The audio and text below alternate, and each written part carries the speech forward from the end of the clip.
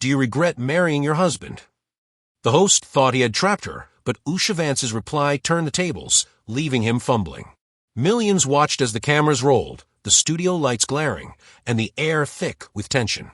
The host, a prominent liberal commentator, straightened in his chair, a smirk creeping onto his face as he rearranged his notes. He had mastered this tactic. Lure the guest in, make them feel at ease, then hit them with a question meant to unsettle. But Usha Vance was no ordinary guest. Poised in a sleek navy blazer, she carried an air of quiet confidence that commanded attention. A Yale-educated attorney known for her composed intellect, she had faced far greater challenges than a televised debate. Yet, tonight felt different. The conversation had followed a familiar pattern, discussions on politics, her legal career, and inevitably, her husband, Senator J.D. Vance. Then, the host leaned in, placing his elbows on the desk.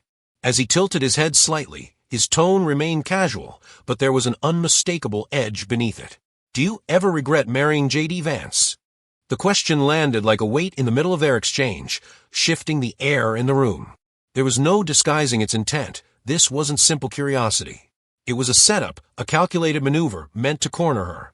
Either she would say something that could be twisted against her, or she would be forced into the uncomfortable position of defending her own marriage. A few hushed gasps rippled through the audience. Some leaned in, sensing a turning point. Even the studio crew recognized the gravity of the moment. The camera operators instinctively adjusted their angles, anticipating the reaction. The host, a man who had built his career on catching guests off guard, barely concealed his satisfaction. He had crafted the question with precision, innocuous on the surface, yet dripping with enough subtext to demand a revealing response. He had seen public figures falter under similar scrutiny. A misplaced laugh, a split-second hesitation, even the smallest stumble, any of these would serve his purpose. But Usha didn't falter. She didn't stammer, fidget, or force a laugh. Instead, she let the question linger. The silence stretched, thick with tension, making the audience shift uneasily in their seats. She could feel the host's gaze fixed on her, searching for the slightest crack in her composure. But all he got was a slow, deliberate smile. A beat passed, then another. The smirk on his face flickered, faint but noticeable. He hadn't expected this. Leaning back slightly, his expression shifted, curiosity creeping in, perhaps even the first traces of doubt. He had counted on Usha reacting immediately, rushing into a response he could dissect. But she didn't. She remained poised, calm, utterly unshaken. And with every passing second, the silence grew heavier. The audience teetered between shifting in their seats and holding their breath. Live television had a way of stretching even the briefest pauses into what felt like eternity, and right now, everyone in that studio could sense something unfolding. Finally, Usha inhaled slowly. She turned her gaze toward the host, not with frustration, not with unease, but with something far more unsettling to him, amusement. Regret, she repeated, as though he just asked if she regretted having her morning coffee. Her voice was firm, steady, utterly devoid of doubt. The host blinked, his fingers twitching against the desk. He had anticipated defensiveness, maybe an awkward chuckle, perhaps an attempt to sidestep the question altogether. Instead, she was deliberate, unhurried, steering the moment as though she were the one in control.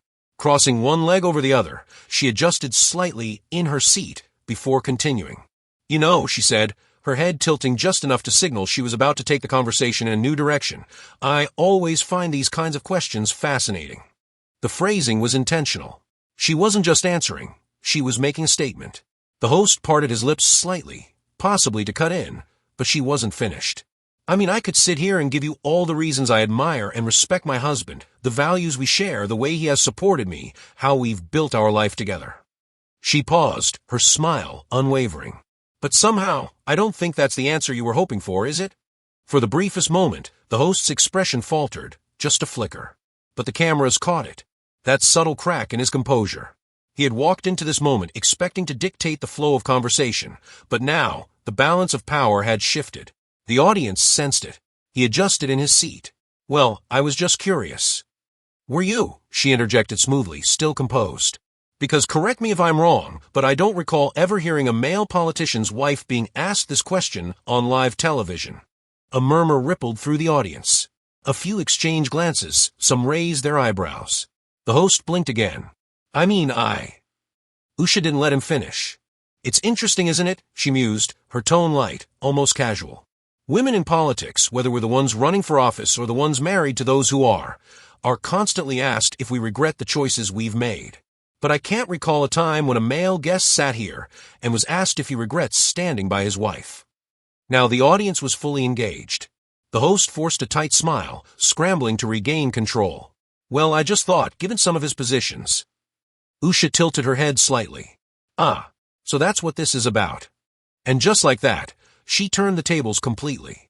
The host realized, too late, that the conversation had slipped from his grasp. But Usha was far from finished. He scrambled to regain his footing.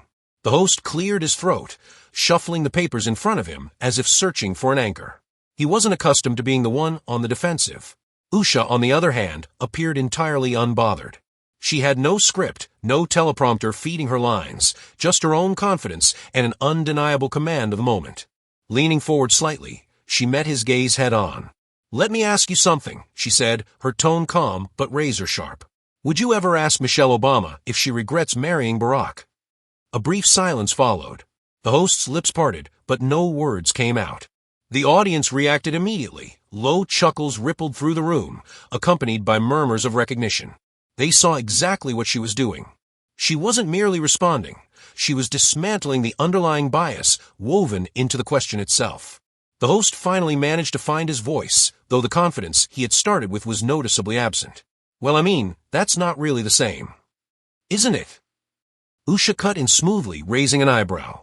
Because when a woman stands by a man whose views don't perfectly align with the mainstream media's narrative, suddenly her choices are questioned.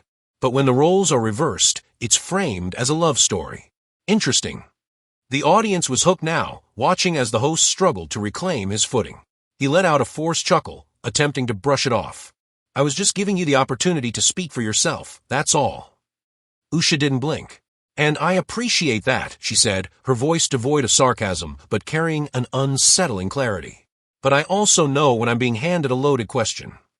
Another ripple of murmurs spread through the crowd. The smirk that had once played on the host's lips was now completely gone. And Usha?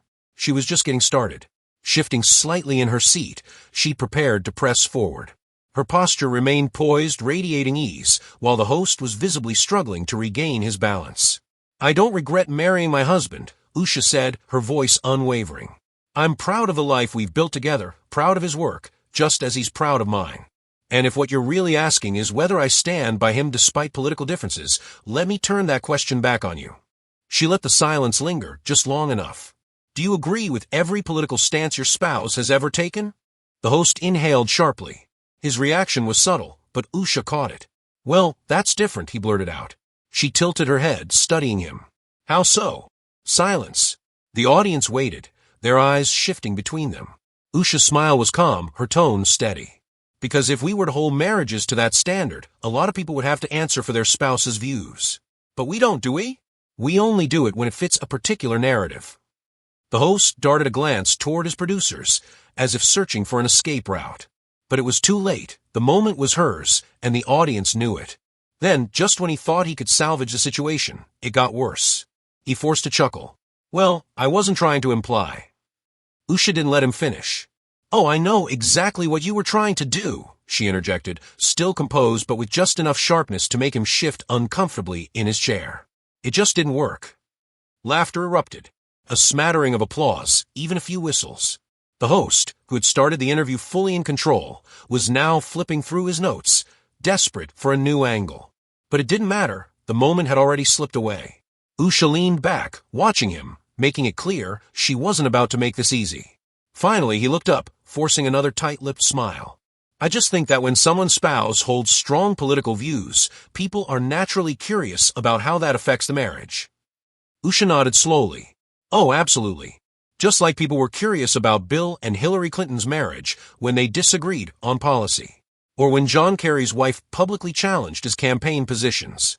"Oh, wait," she trailed off, pretending to think. "No one actually asked them that, did they?" Laughter rippled through the audience again. The host's smile was wearing thin. "Look," he said, his frustration creeping in, "I was just asking a question." "And I answered it," Usha responded smoothly. "The problem is, you didn't get the answer you were hoping for." A collective "oh" rolled through the crowd. A camera operator stifled a grin. The energy in the studio had completely shifted, and everyone knew it. The host could try to steer the conversation elsewhere, but it wouldn't matter. The damage was done. This was the kind of moment that would be clipped, shared, and dissected across social media. And that's exactly what happened. By the time the full interview aired, clips of Usha's response were already making waves online. Twitter exploded with reactions, some praising her for dismantling the host's narrative, others scrambling to spin the exchange in his favor. Memes surfaced. Screenshots of the host's stunned expression spread across political commentary pages. Even analysts who typically opposed Usha's views admitted she had handled the moment with precision and poise. Sensing the viral momentum, the network wasted no time. They clipped the exchange and uploaded it to their own YouTube channel.